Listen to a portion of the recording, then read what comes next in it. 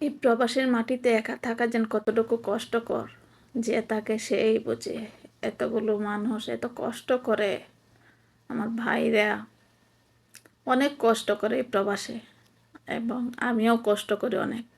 আসলে আগে জানতাম না প্রবাস জীবন যেন এত কষ্ট, এত খারাপ লাগে। যখন বাচ্চা কাচ্চার কথা মনে হয় তখন অনেক কষ্ট লাগে, কিন্তু কিছু করার নাই। আসছি যেমন, থাকতেই হবে। 2টা বছর কোনোভাবে খাটায় বাংলাদেশে চলে যাব।